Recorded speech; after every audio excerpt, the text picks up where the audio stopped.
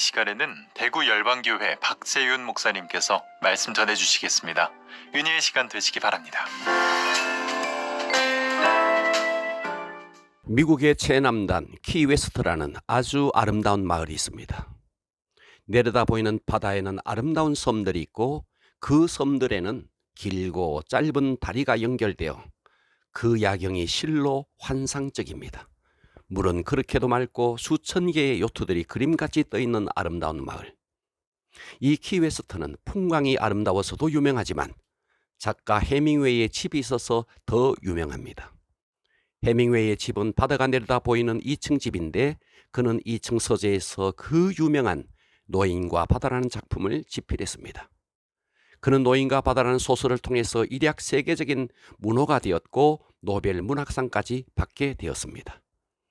노인과 바다라는 소설의 내용은 아주 간단합니다. 어부인 노인이 큰 고기를 잡기 위해서 투쟁하는 과정을 그려놓은 것입니다. 어부는 큰 고기를 잡으려는 욕망을 가지고 바다로 나갔습니다. 그리고 그는 어렵게 큰 고기를 잡았습니다. 고기가 얼마나 컸든지 노인이 타고 있는 배보다 더 커서 배에 실을 수가 없었습니다. 그래서 노인은 잡은 물고기를 배에 달고 돌아옵니다. 돌아오는 길에 피냄새를 맡은 상어떼의 습격을 받습니다. 그래서 상어떼와 치열한 격투를 벌이다 드디어 항구에 도착했습니다. 항구에 도착해 보니 고기는 온데간데 없고 고기의 뼈만 앙상하게 남아 있습니다. 이 지극히 간단한 내용이 그토록 많은 사람들을 감동시킨 것은 이것이 바로 우리 인생 이야기이기 때문입니다. 우리 모두는 각자 세상이라는 바다에 성공이라는 큰 물고기를 잡기 위해 뛰어든 노인과 같은 사람들입니다. 만일 우리가 이 노인처럼 인생이란 바다에서 큰 고기를 잡았지만 언젠가 죽음이라는 항구에 도착했을 때 그때 그동안 이뤄놓았던 그 모든 것이 아무 쓸모없는 앙상한 뼈만 남아있다면 그때 어찌 하시겠습니까? 신앙생활은 이 땅을 위해서 하는 것이 아니라 영원한 하늘나라를 위해서 하는 것입니다. 그런데 교회가 성도들로 하여금 구원을 받지도 못하게 하거나 혹은 벌거벗은 모습으로 부끄러운 구원을 받게 하는 교회라면 그 교회는 결코 좋은 교회가 아닐 것입니다. 우리가 감기 정도로 병원에 갔다면 병원의 분위기가 좋다, 카페 갔다, 간호사가 친절하다 하는 것들이 눈에 들어올 수 있습니다. 그러나 죽고 사는 중병에 걸렸다면 병원의 분위기가 중요한 것이 아닙니다. 간호사가 좀 불친절한 것도 문제가 되지 않습니다. 내 병을 고쳐줄 수 있는 병원이냐 아니냐 그것이 중요합니다. 교회는 육체의 질병 정도가 아닙니다. 영원한 지옥이냐 영원한 천국이냐 영생이냐 영벌이냐의 문제를 다루는 것이 교회입니다.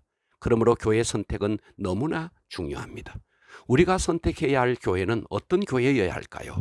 첫째, 참 복음이 선포되는 교회여야 합니다. 참 복음이 있는 교회라면 다소간 비본질적인 것이 부족하더라도 좋은 교회입니다. 그러나 아무리 교회가 크고 시설이 뛰어나다 하더라도 참복음이 없는 교회라면 결코 좋은 교회가 못 됩니다. 참복음이 없는 교회도 있습니까? 네, 얼마든지 있을 수 있습니다. 인본주의로 가득한 교회, 율법주의와 기복주의, 세속주의, 그래서 번영복음과 성공복음으로 가득한 교회가 있습니다. 그런 교회에서는 내 영혼의 구원도 내 영혼의 성장도 보장받지 못합니다. 그러므로 인본주의적인 설교, 소원성취의 말씀 등으로 사탄 발림의 말씀만 전하는 교회라면 우리는 내 영혼이 살기 위해서라도 그 교회를 떠나야 합니다. 그런데 참복음을 전하는데도 떠나는 교인들이 있습니다. 그것은 그들이 은혜의 개념을 몰라서 그런 것입니다.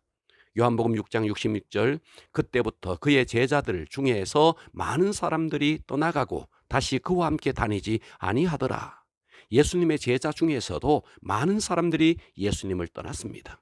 그들은 예수님 때문에 배고픔의 문제, 질병의 문제를 해결받고 싶어서 나왔던 사람들입니다. 그런데 예수님께서 그들에게 십자가의 본질을 말씀하시니까 그들은 다 떠나갔던 것입니다. 이것은 오늘날도 마찬가지입니다. 디모데후서 4장 3절 때가 이르리니 사람이 바른 교훈을 받지 아니하며 귀가 가려워서 자기의 사욕을 따를 스승을 많이 두고 또 귀를 진리에서 돌이켜 허탄한 이야기를 따르리라. 때가 이르리니, 이것은 말세 때를 말합니다. 지금 우리가 사는 이 시대를 말합니다.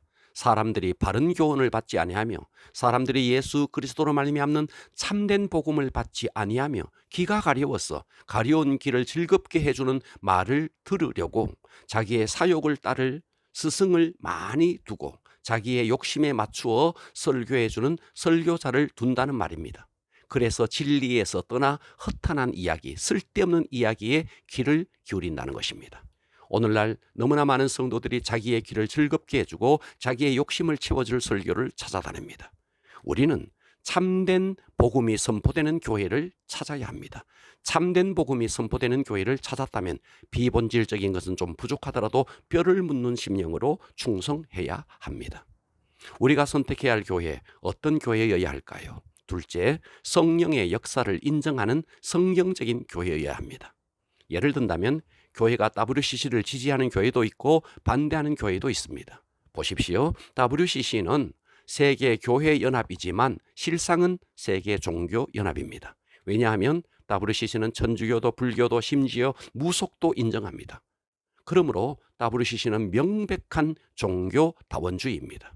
소위 자유주의 신학자들 사이에서 익명의 그리스도라는 말을 사용했습니다.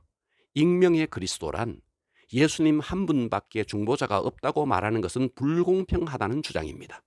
하나님은 다른 종교에도 다 중보자를 주셨다. 불교에도 힌두교에도 중보자가 있을 수 있다. 예수 그리스도만 유일한 중보자라고 하는 것은 기독교의 극단적인 이론이라고 말합니다.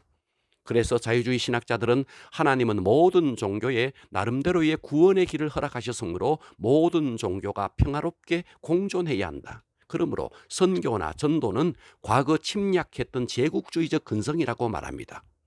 이것은 결코 성경적이지 않습니다. 그리고 동성애를 인정하거나 묵인하는 것도 하나님의 창조의 질서를 거스리는 명백한 범죄입니다. 그런데 우리나라도 국회에서 차별금지법, 곧 동성애자들이 차별을 받지 않도록 하자는 법안이 통과되려는 위기에 있습니다. 이 법안이 통과되면 우리의 아들과 딸들이 동성을 데리고 와서 결혼한다 해도 반대할 수 없습니다. 그러므로 교회는 성경적인 교회가 되어야 합니다. 그리고 우리가 살고 있는 이 시대는 성령 시대입니다. 그런데 말로는 성령을 인정하면서 실제로는 성령을 인정하지 않는 교회가 많습니다. 특별히 은사는 초대교회만 있었다 하면서 은사를 부정합니다. 방언과 치유를 부정합니다. 이렇게 성령의 역사를 제한하는 교회라면 좋은 교회가 아닙니다. 그러므로 우리는 말씀 선포도 성령의 나타남으로, 전도도 성령의 나타남으로 해야 합니다.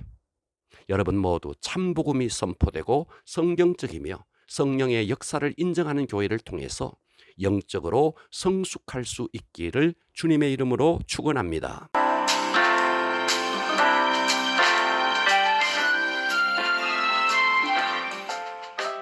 영혼의 등대 지금까지 대구시 달서구 월곡로에 위치한 대구 열방교회 박세윤 목사님의 말씀으로 함께 하셨습니다.